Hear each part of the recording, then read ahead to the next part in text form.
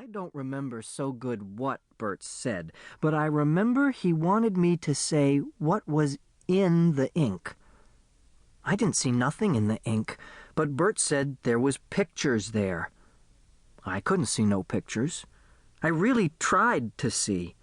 I holded the card up close and then far away. Then I said, if I had my eyeglasses, I could probably see better. I usually only wear my eyeglasses in the movies or to watch TV, but I said, maybe they will help me see the pictures in the ink. I put them on and I said, now, let me see the card again. I bet I find it now. I tried hard, but I still couldn't find the pictures. I only saw the ink. I told Bert, maybe I need new glasses. He wrote something down on a paper, and I got scared of failing the test. So I told him it was a very nice picture of ink with pretty points all around the edges. But he shaked his head, so that wasn't it neither.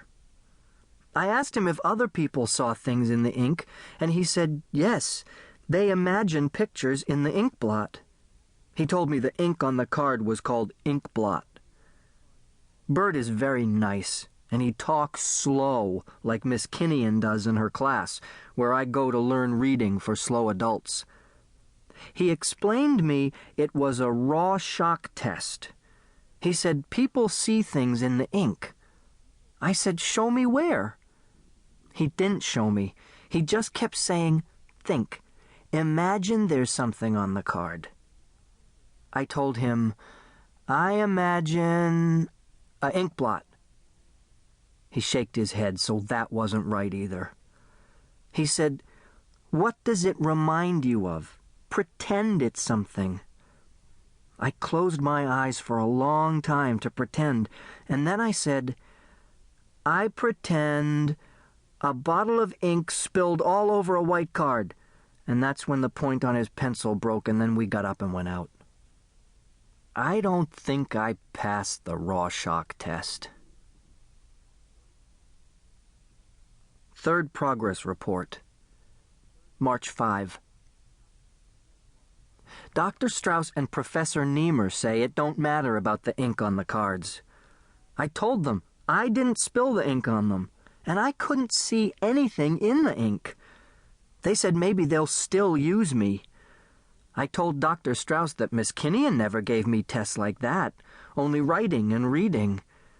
He said Miss Kinnian told him I was her bestest pupil in the Beekman School for Retarded Adults, and I tried the hardest because I really wanted to learn.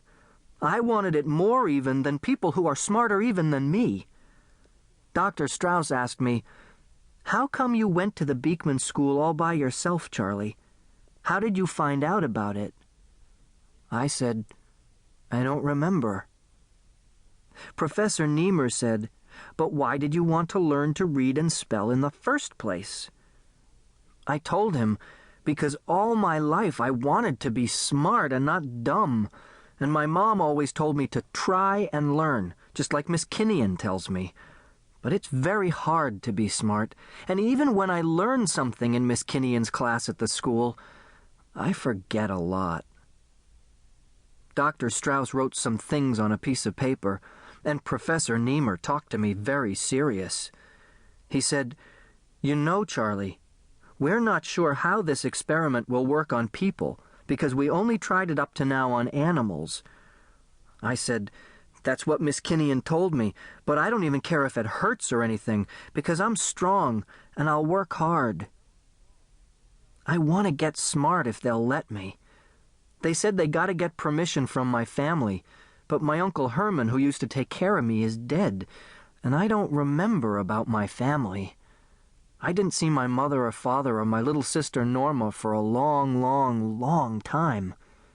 Maybe they're dead, too. Dr. Strauss asked me where they used to live. I think in Brooklyn. He said they'll see if maybe they can find them. I hope I don't have to write too much of these progress reports, because it takes a long time and I get to sleep very late and I'm tired at work in the morning.